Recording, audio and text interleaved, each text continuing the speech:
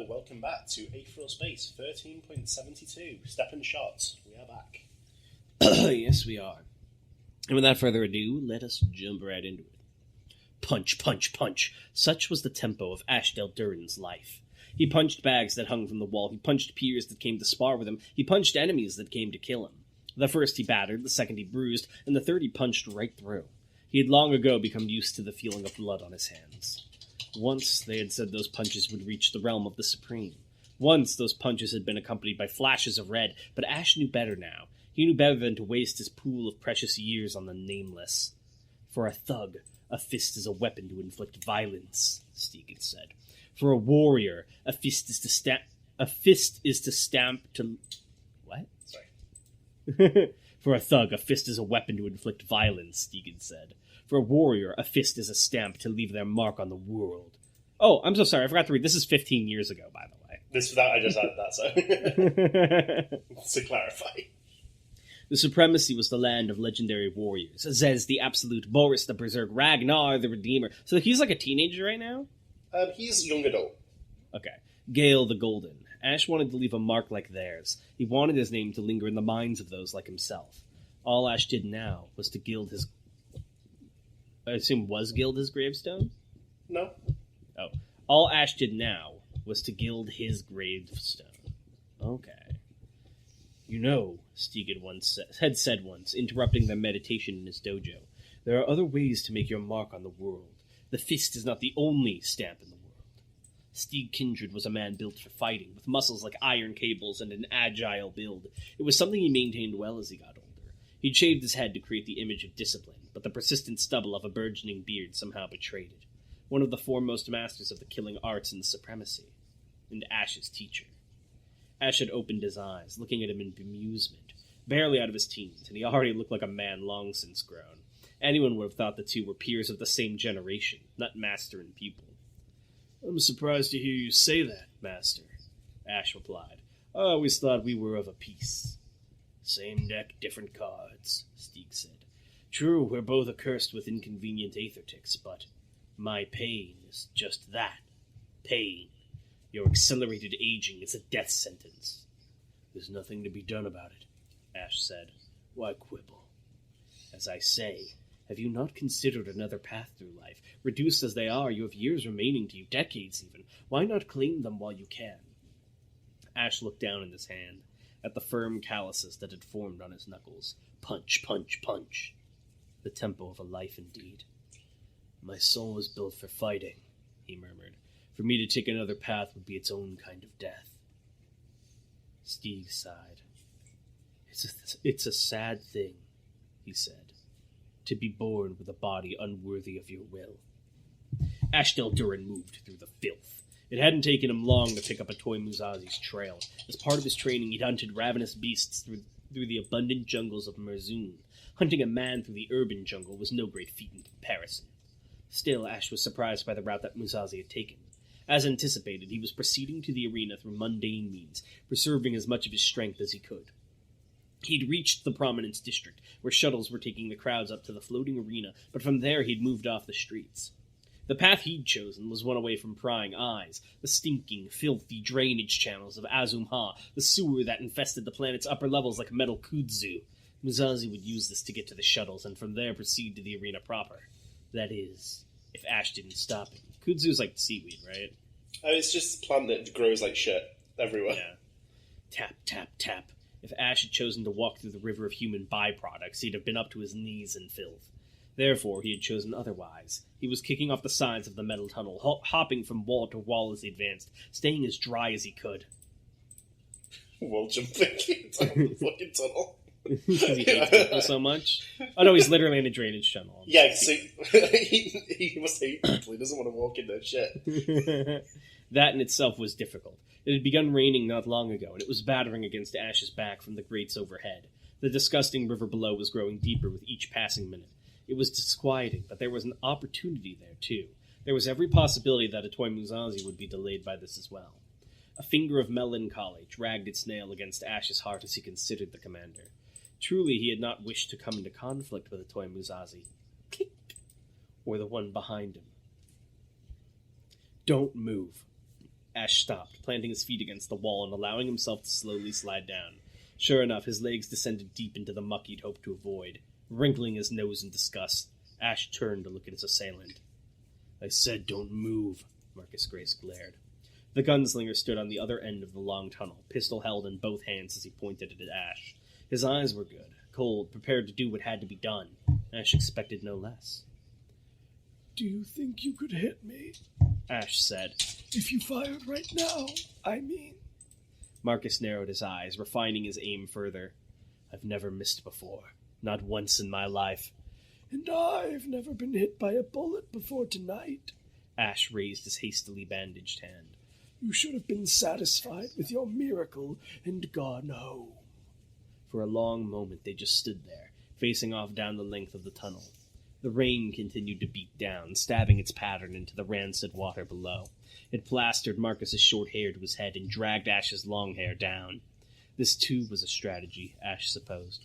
So long as they were in this standoff, a toy Musashi could proceed to the arena of the Absolute unmolested.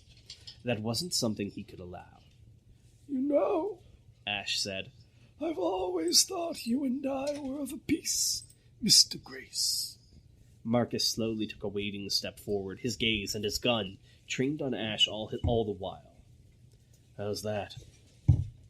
"Two men without specialized aether abilities," Ash replied. "We make our way in this world through mastery of the basics alone. You with the gun, I with the fist." "No," Marcus smirked. "You have an aether ability. I'm guessing you just don't feel like wasting it on me?" Ash smiled right back. "No offense, but we're literally standing in piss and shit here. It would hardly make for a good epitaph." As the rain intensified into curtains of water, slamming down on the two of them to such a degree that it almost hurt, Ash considered his options. Could he continue moving down the tunnel, dodging Marcus's fire?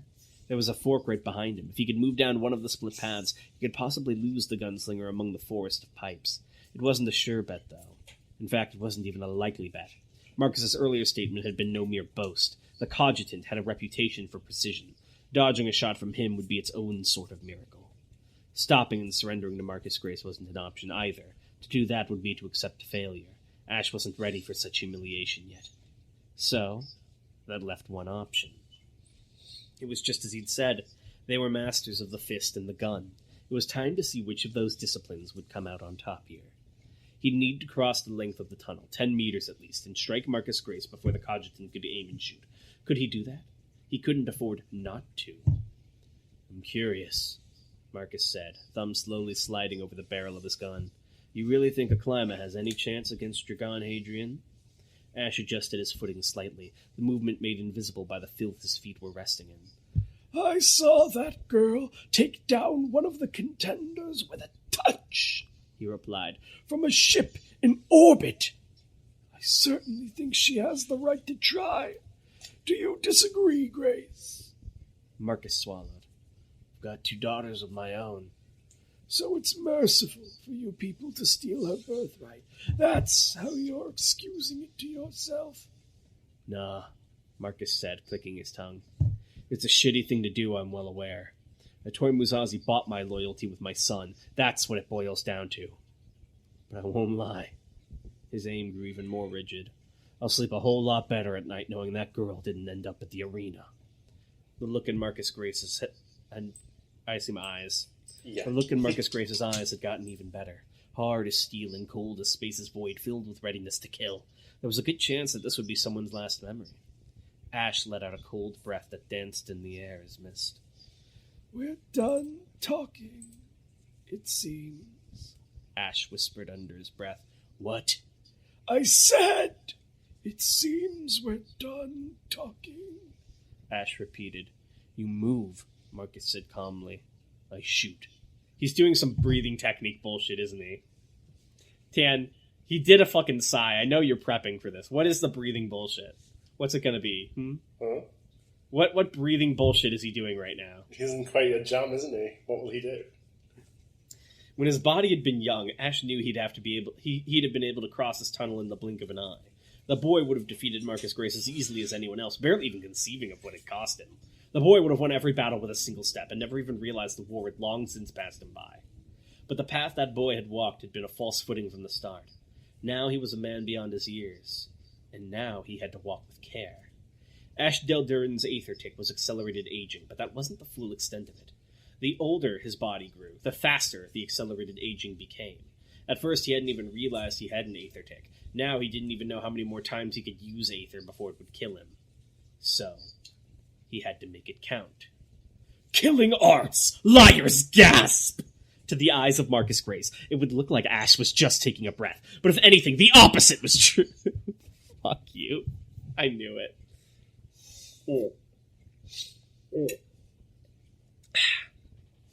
He was manipulating the laryngeal muscles in his throat, forcing a blockage of his airway, and by intentionally suffocating himself, he fooled both the enemy and his own body.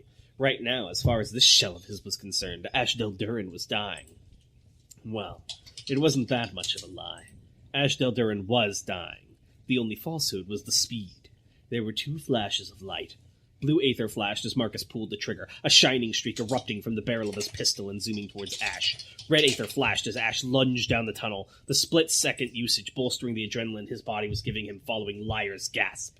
The bullet sailed over Ash's arm as he brought his body low, and before that body could even reach the wall behind him, he slammed his fist into... And before that bullet could even reach the wall behind him, he slammed his fist into Marcus's stomach. Defeat was immediate. Marcus's eyes rolled up into their sockets, and a fountain of blood and spit spewed out of his mouth. Ash kept his fist planted against Marcus's body so that the other man didn't fall into the water, but he had surely inflicted internal damage with that. Ash relaxed his throat and let out a breath. This time of steam, the heat his movement had created finally escaping his body. His limbs shook, his head throbbed, his bones felt like someone had sucked the marrow right out of them. Damn it. Hadn't he trained so hard in the killing arts so he could avoid aether usage as much as possible? How many months had that little maneuver cost him just now? How many years? He ran a wet hand over his face, feeling for new wrinkles.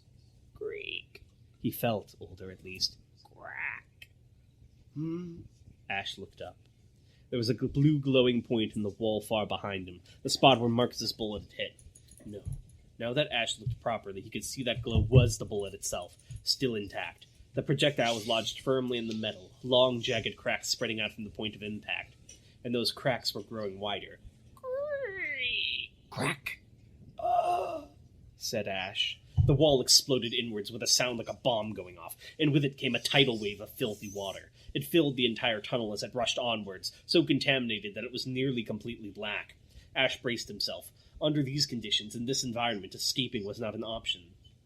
Well, Mr. Grace, Ash said to the man hanging from his arm, I suppose you were right. You really don't miss. Oh my god, shut up. You did that on purpose. I didn't.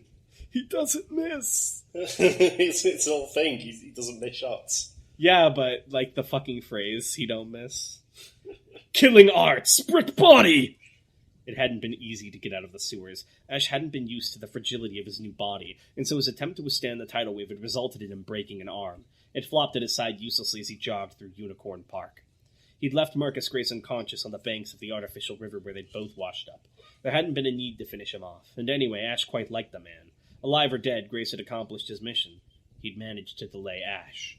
That didn't mean Ash had lost yet, though. If he could catch up to Musashi before he reached the arena, he could— Danger! Ash skidded to a halt, dirty water flying off his body and splattering onto the floor. Something was ahead, standing between two of the park's massive apex trees, a predator, something that raised goosebumps just by being there. He narrowed his eyes, peering through the fog, and then his eyes widened.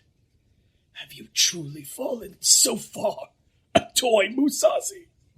He hissed to himself. He knew the man standing before him. They'd never met before, but Ash knew his face, and Ash knew his name. Any competent warrior would be aware of such a terrible rival. Ash's heart thundered in his chest. Yes, he knew this man, and more importantly, he knew the spear this man was holding. Jamilu Aguda, Nebula 2 of the Unified Alliance of Planets, and Victory, one of the 5 old demons of the Dawn. Sorry, the man said. I can't let you pass. Weakling, the demon's spear snickered.